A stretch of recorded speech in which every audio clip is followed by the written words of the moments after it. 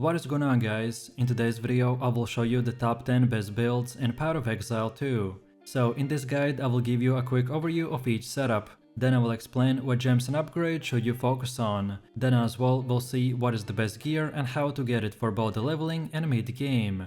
And then finally we will go over the passive skill tree, stats, your skill rotations, and even what charm should you use, so we would be able to get the highest damage possible and much more. And if you're looking for any of these builds on the website, then click my link in this video's description or the pinned comment. This setup is very unique because we are going to be freezing enemies with the permafrost bolts, which will give us the frost fires. So then it will enable us to drop explosive grenades and then detonate them with the explosive shot, which will do massive amounts of damage. This build is great against bosses and other large enemy groups, as we can CC the enemies while our fuse is going on. And then when we detonate our AoE skills, then we will clear anything and everything that stands in our way. There's no doubt that the best way to experience Path of Exile's 2 terrifying and monster-filling world is through the screen of explosions. So believe me when I say that this Grenadier Witch Hunter offers the most explosions per button of any class or a build. This setup is super fun and has insane amount of lightning damage. Also, as you can see, it is one of the most visually impressive builds in the game, as the sorceress paralyzes and destroys monsters with a barrage of lightning. Our build has insane mobility and great speed farming potential, shredding through the maps and very hard content with ease. The Archmage with the lightning conduit and the spark skills together make up the bulk of our insane DPS. At some point in the later game, some lower geared players might run into a mana problem. But lucky for us, the sorceress has many tools to address this problem, and with optimized gear we need nothing more than just a single stat roll on our weapon or the gear to completely solve this issue. So if you want to fill your entire screen with the sparks of lightning and speed clear through hundreds of enemies in few seconds, then this is the build for you.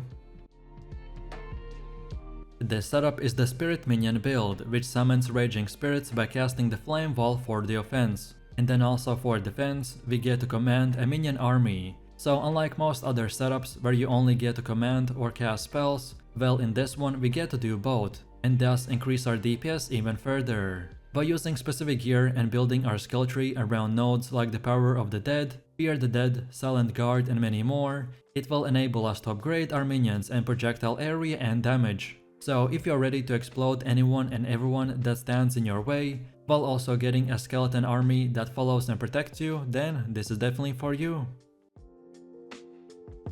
This build got a recent nerf, but with just few slight adjustments it is still very powerful. So the Invoker Monk is very unique, because we are going to be utilizing the Tempest Fury for the huge speed and distance buffs to then proc a cast when shocked and summon hundreds of lightning balls to then strike the enemies around. It also utilizes the cast on critical to occasionally spawn Orb of Storm to increase our CC and DPS potential even further. As far as the gameplay loop goes, so for bossing or large rare enemies, we want to start by engaging with the Vaulting Impact and then hit enemies with the Tempest Fury. This combo will utilize a huge attack distance and fill our entire screen with the lightning balls that do big damage. And then if the enemies are not still dead from this, then we can now follow it up with the Enfeeble and then the Tempest Belt. As I mentioned, our Tempest Bell plays a huge role on our DPS, so you want to spam it as much as possible.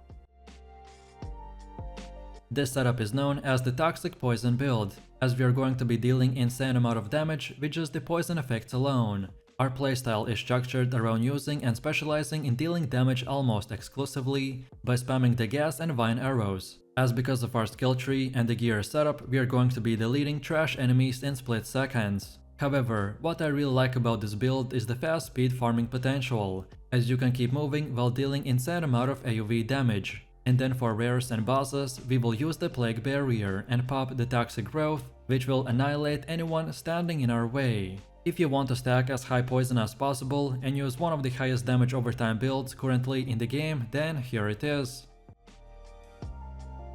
This setup is a big AoE build which focuses on armor breaking offensively and the block defensively. Our main playstyle will revolve around using the Stampede skill, which will charge our character forwards and create patches of jagged ground, which then are exploded when the final slam portion of the ability is executed. By us using the Ancestral Warrior Totem with the jagged ground support gem, this will now create 2 patches of the jagged ground, per each use and will also explode the Stampede, so we will be able to basically one-shot huge amount of grouped up enemies. Then also for leveling and mid-game we are going to be using a two-handed mace, and taking the Anvil's weight and imploding impacts for the first two ascensions. While then later on, when we have enough strength, we will invest into the Giant's Blood Keystone, which will unlock the ability for us to use a two-handed weapon in just one hand, so then we could use a shield on our offhand. This setup likes to detonate a gas grenade with a variety of detonator skills, such as the explosive shot or the explosive grenade, to create a screen-wide explosion. Offensively, the Gambling Legionnaires' gem-filled ascendancy allows the player to use 2 copies of any support gem, which greatly improves the clearing speed, utility, and single target damage. However, defensively, you also get access to efficient armor evasion scaling, and maximum resistance scaling or strength stacking as a late-game ascendancy option. So with all of this combined, it allows the player to clear aggressively with a run-and-gun playstyle. If this sounds like a build for you, then here it is.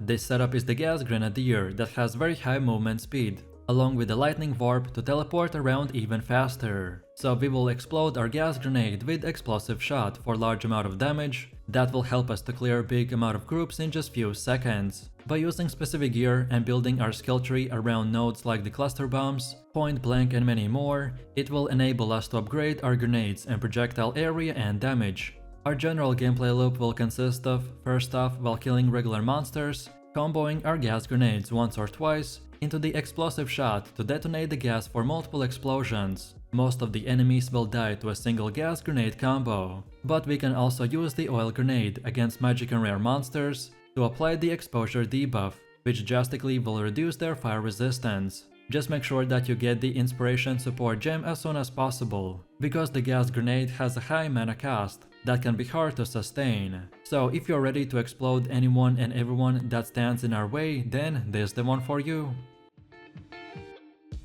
This setup is more oriented on immediate survivability, whose general gameplay loop is to clear enemies by priming the mobs for a stun with a leap slam, and then explode the pack with the bone shatter. Normal monsters are primed for a stun when they have at least 40% heavy stun buildup, so then we can use either way the mace strike or another leap slam and completely destroy them. You can also opt in to intentionally tank some damage in order to get off more perfect strikes for the higher DPS. So if you choose the Bone Shatter Titan build, then you will need to work towards acquiring enough strength to allocate the Giant's Blood node in order to wield a two-handed mace and a shield. You will also need to allocate some type of percentage chance to block nodes, so then you could approach the 75% block cap. But overall, if you are all about more survivability and stunning your enemies, then this is the one for you.